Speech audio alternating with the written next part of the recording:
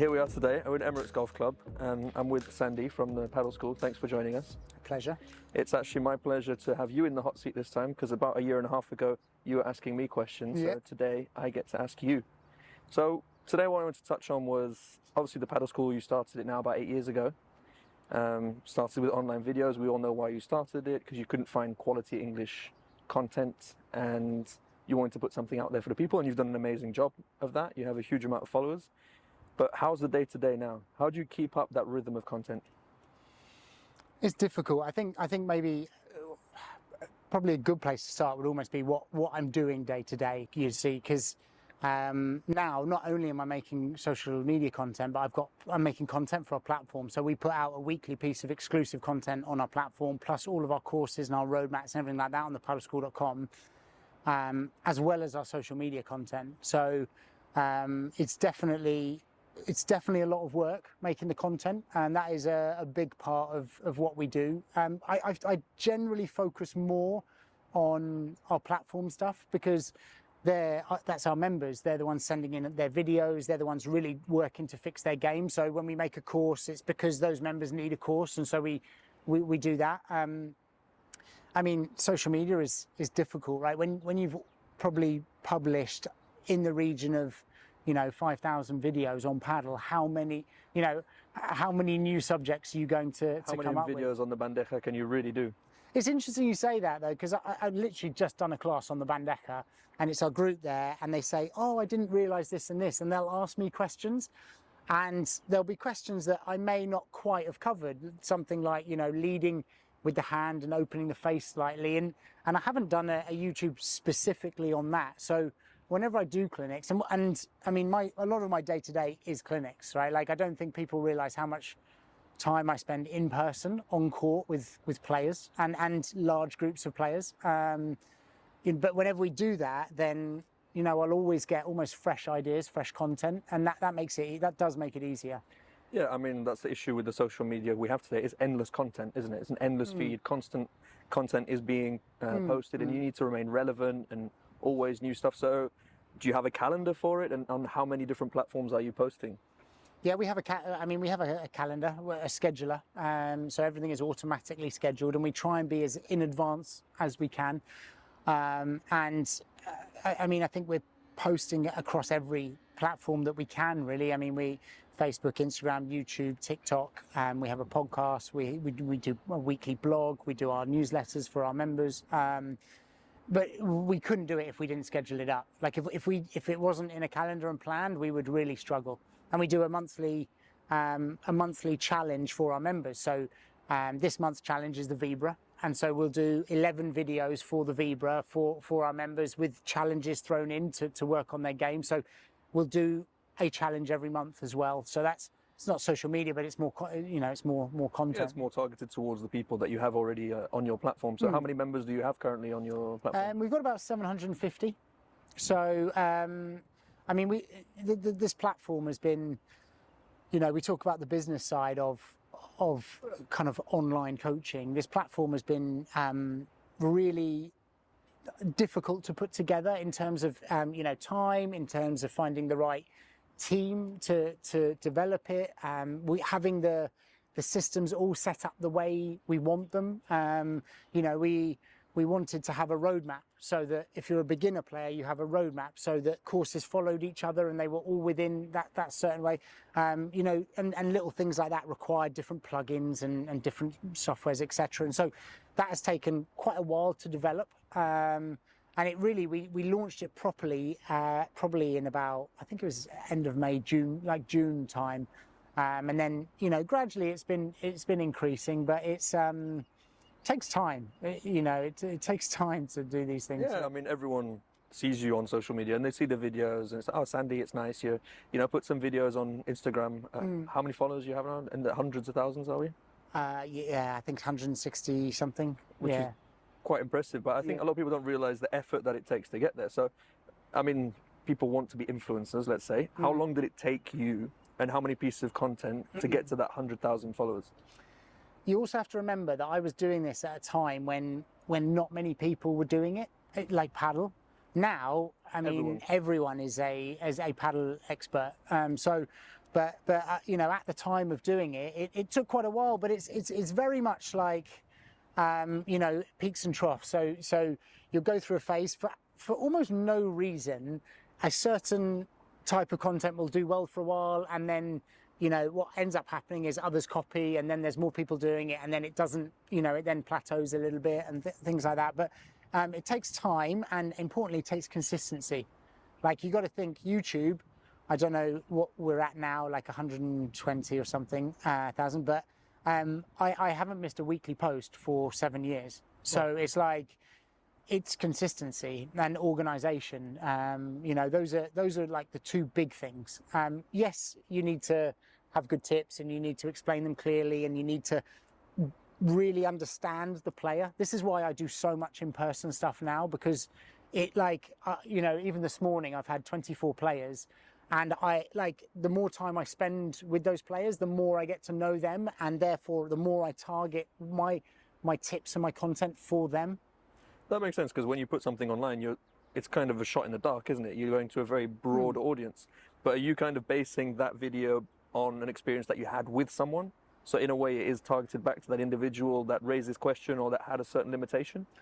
That's often how I do it now, is because we've covered everything. So now it will be almost question to question. And this is the difference between our social media and our platform. Like, social media, 1 week will be a vlog of our trip, and then a racket review, and then a beginner rules, and then an advanced Vibra. Like, it's random, and it's intentionally random. We've got a broad audience. So, but our online platform is structured. Like, it's, you know, if we're working on an intermediate player, okay, great, we've helped you with your bandeja. Next, let's develop that and progress to the Vibra. And so this is how you're going to progress to this Vibra, and then this is where you go from there, and where you go from there. Like, that's what's taken us so long to put together. I mean, it's over, like, just on there, I think it's about 350 videos, like, wow. all And sections. how long are those videos on the platform? So, for example, if I'm following a course as an intermediate player and I'm working on that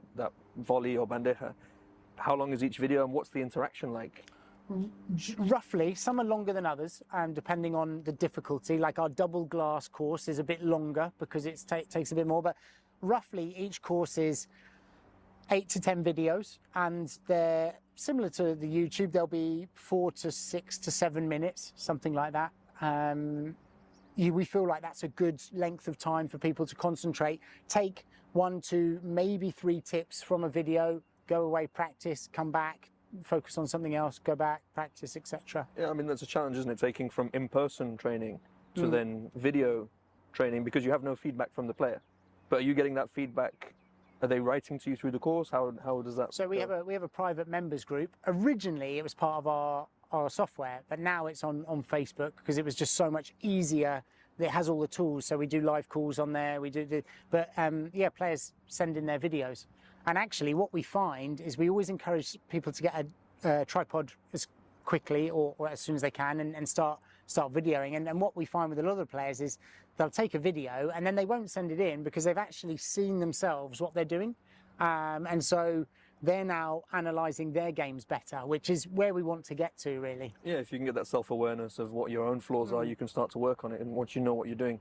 And you touched on something earlier. You said that everyone now is a paddle expert. It's true, everyone's putting out content, everyone's putting out videos. A lot of people are replicating a little bit what you started doing in paddle and what other people are doing in other industries. What would you define the paddle school as? Are you paddle experts? Are you coaches? Are you paddle influencers? I've heard that one thrown in around. How would you define it? It's difficult. You got to think, when I started, I had already been playing for 5 years. I was already competing for the British team. I'd already gone on like 2 or 3 coach education courses in Spain and spent time with like Bella, Lima, like Manu Martin, like these guys there, to learn from them. I'd already like really dedicated myself to learning. And I was very, at the beginning, even then, I was playing and coaching at quite a good level. I had a little bit of like imposter syndrome of like, who am I to tell people what to do? And originally I started making the videos for my own students. And then it kind of snowballed, and I realized that actually there's just there was no information in the game. And so, I mean, expert is a strong word, but I feel like I'm always learning. Like, this is why I love these sessions. Last week I was in Norway with, I think we did 130 people over 3 days, and I learned so much from that, like how to better organize my lessons as a coach, but also like every time I'm getting reinforcement on what players need and what they do. So I don't really like paddle influencer. I feel like it's not, people think that when they don't realize like all of the stuff that is behind the social media. I'm not like at home just making social media videos. Like the majority of my time is spent on court or working with players, whether it's online, in person, video analysis, or on the court, like training and things like that. Is the imposter syndrome still there?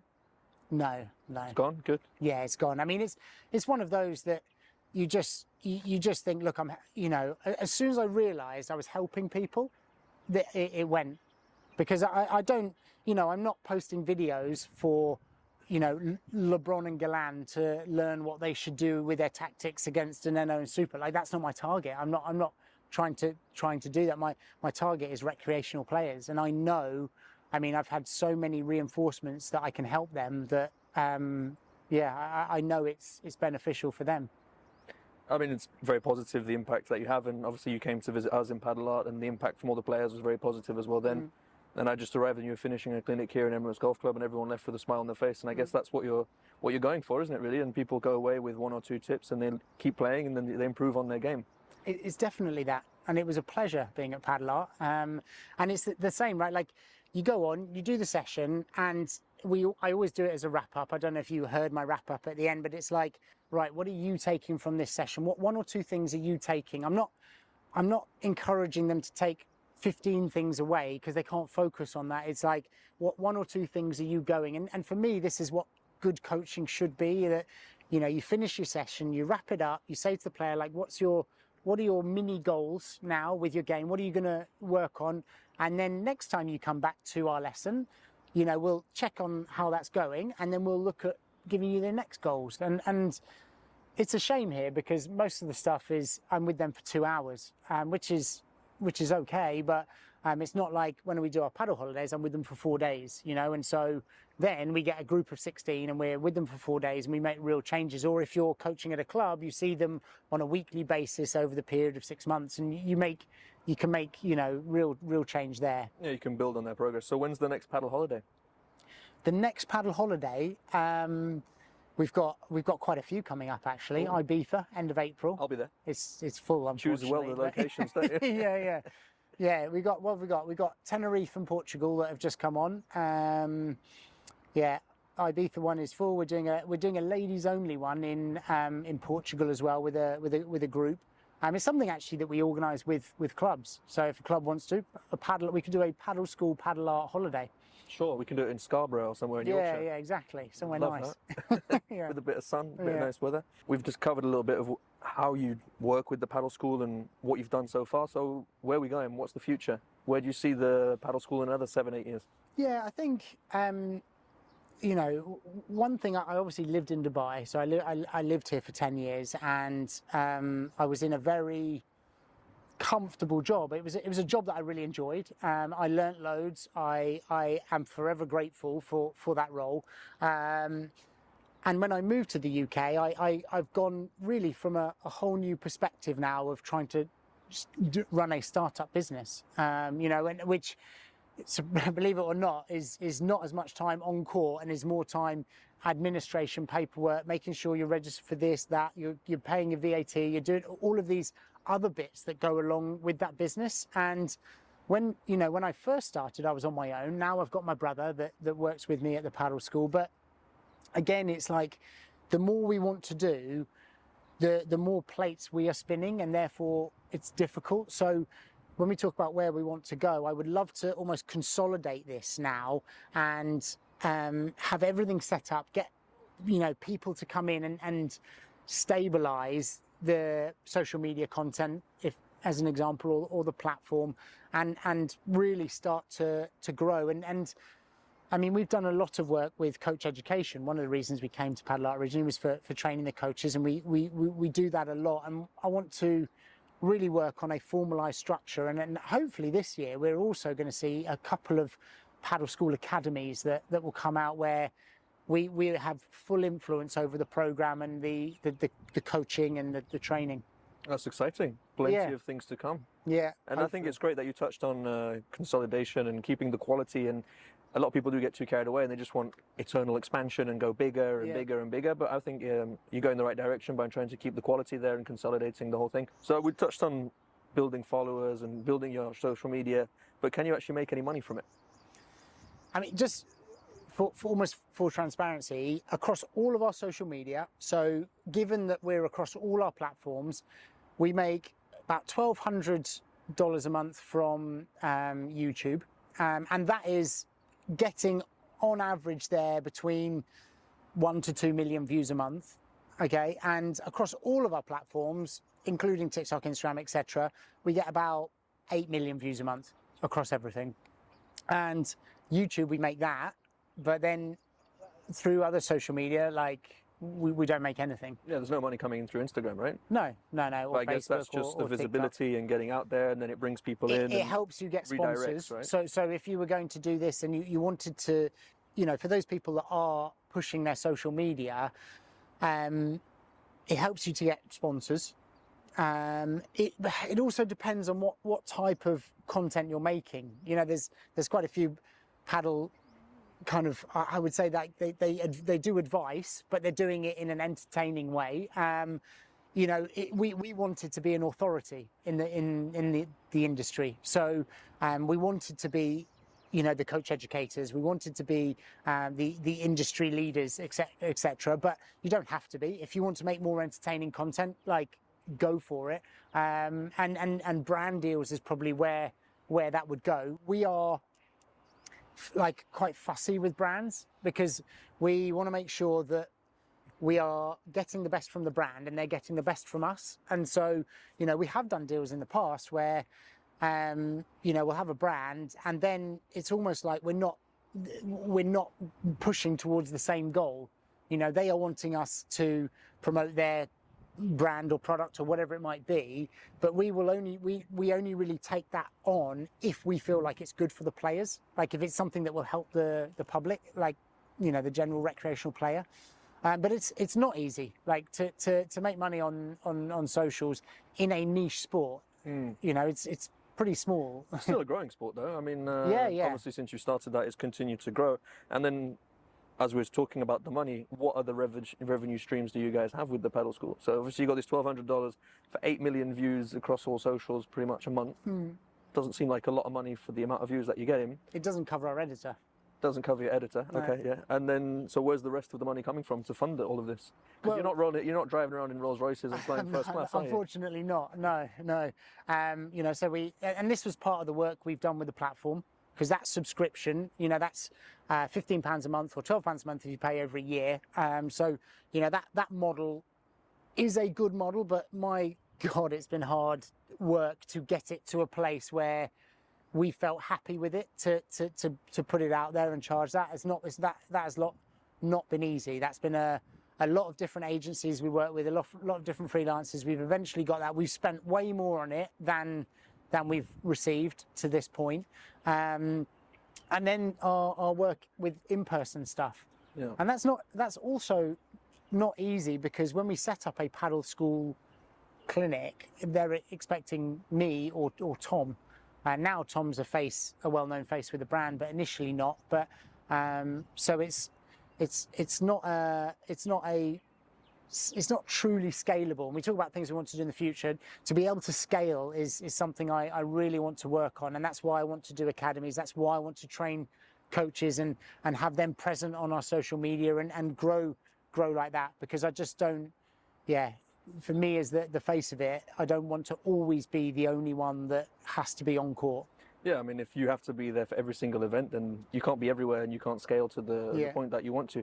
I mean, obviously, Tom, I think it was last time you were in Dubai, actually, he was starting to be more involved in the content and he was in Padel out with us. And how is he taking to the whole social media experience? Yeah, he's doing well. It's difficult at the beginning because if you're not used to it, like talking to a camera, it takes practice. You know, fortunately, everyone didn't see the millions of takes I did in my early videos to to get, you know, a single video. Back then, it would take me 2 hours to make a 5-minute YouTube.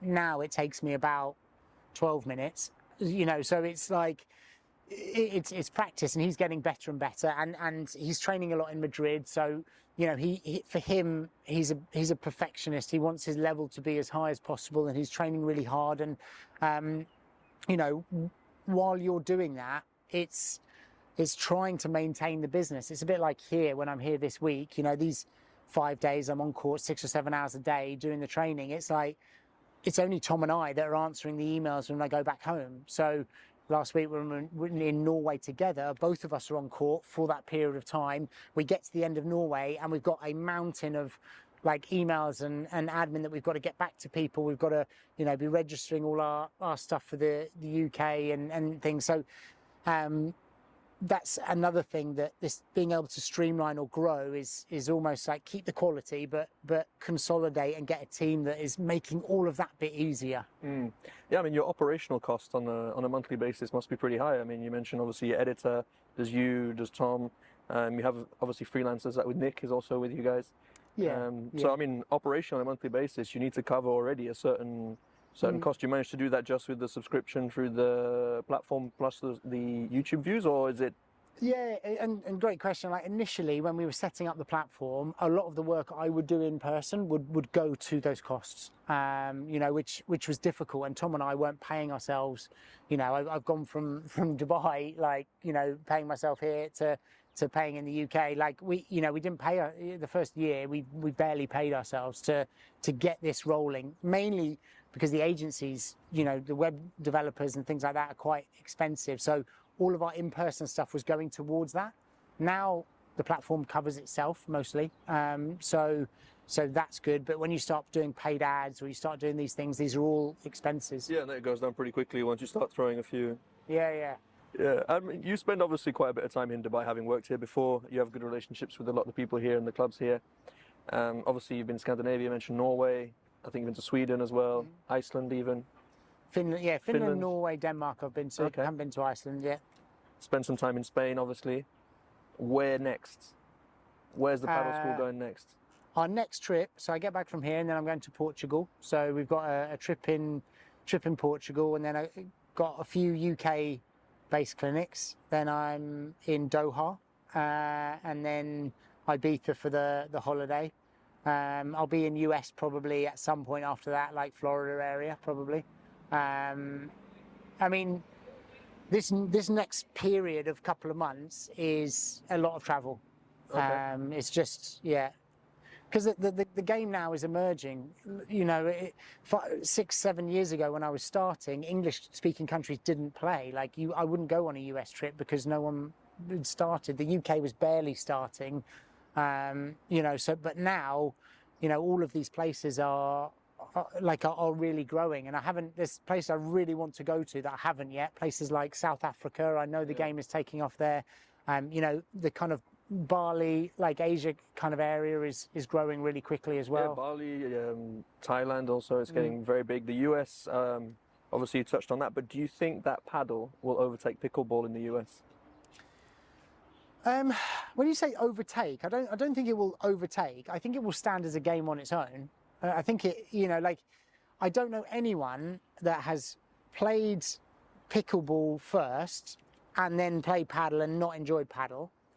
But the other way around, it doesn't work. Like, for those that have played paddle, pickleball is not as enticing. You know, like the game. The paddle is more tactical, it's more strategic, it's more physical. I think pickleball is great for the same reason that paddle is great, in that it's easy for people to play, they get a bit active, they enjoy it. And the US has got loads of pickleball, obviously, but most of those have not tried paddle. And so I'd be interested to see. There's going to be some hardcore picklers, I'm sure, but I think a lot will play paddle, and a lot will probably play both. Yeah, I mean, I play both, and I don't see any issue with playing both. I enjoy both sports as what they are. Yeah. But there is, especially in this part of the world, there's a bit of a competition between the two. I mean, people, either you play paddle or you play pickleball, you can't play both, which I see them both as quite recreational sports, especially to the level that, you know, myself and most people in this country are playing. I don't see why you can't enjoy other sports. Would you suggest to people not to play other racket sports? It's funny, you know, we were having this conversation 5 or 6 years ago about paddle and tennis. You know, like, oh, you can't play that, it's competing. And honestly, unless you're playing on the World Paddle Tour, or, you know, the tennis tour or the pickleball tour, like, enjoy it. Like, play whatever sports you want to play, and just enjoy it. And if you can get the technique from a sport and understand that technique and do the same with the other sport, you'll be able to play them, I think, in harmony. Yeah, I think they're complementary as well. And also, I think people are taking all of this way too seriously. I mean, it's just a sport. Play it, have fun, enjoy yourself, play something else, try everything. You know, life is short. People getting way too competitive with these things. And you touched on the World Paddle Tour. Obviously now Premier Padel taking over.